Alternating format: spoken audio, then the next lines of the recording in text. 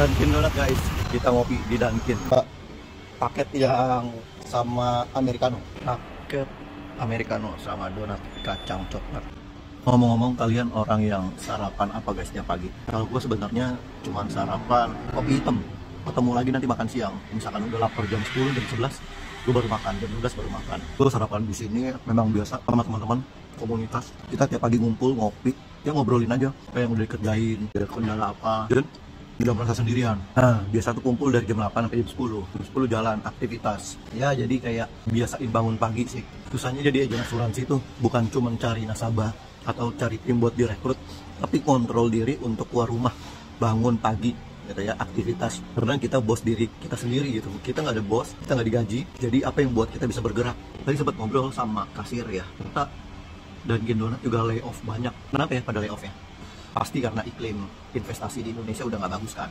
Yang viral kan kemarin job fair di Bekasi gitu ya, target 2000-an orang, tapi yang datang tuh lebih 10 kali lipat kalau nggak salah.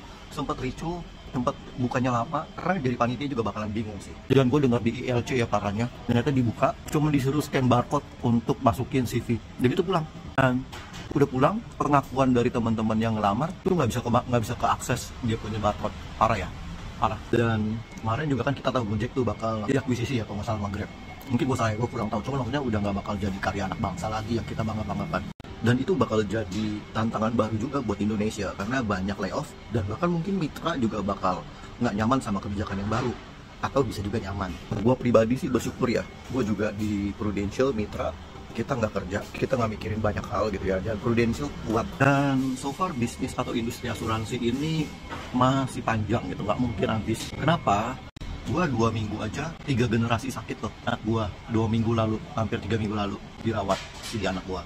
Minggu depannya mami gua, mertua gua dirawat juga. Jadi sakit itu pasti tetap ada dan pasti butuh asuransi. Yes, ada BPJS nggak apa-apa. Yang mau pakai BPJS gitu ya. Sama kayak transportasi umum. Yang mau naik bus ke satu tujuan boleh, yang mau bawa mobil pribadi pun boleh. Sama halnya dengan asuransi pribadi dan BPJS. Nah, enaknya di bisnis asuransi, terutama di Prudential ya, gue nggak perlu pikirin modal, gue nggak perlu pikirin stok barang, gue nggak perlu pikirin iklan. Tugas gue ya prospek aja, cuman prospek. Mungkin ini bisa jadi peluang buat kalian yang lagi nyari kerjaan, bisa bermitra sama gue, bisa bermitra sama Prudential. Dan gue yakin dari sekian banyak ribu orang, puluhan ribu, mungkin pikir idealis gitu ya, nggak cocok, bukan passion, tapi banyak juga orang yang rajin dan butuh duit buat menafkahi keluarganya, memenuhi impiannya. Prudential bisa jadi jawaban kalian guys. Kalau butuh apa-apa, kontak gue ya, DM gue. Sebenarnya mudah, dan buat kalian yang pengen tahu seperti apa mending Prudential, mitra sama Prudential, boleh kontak gue. It's fun.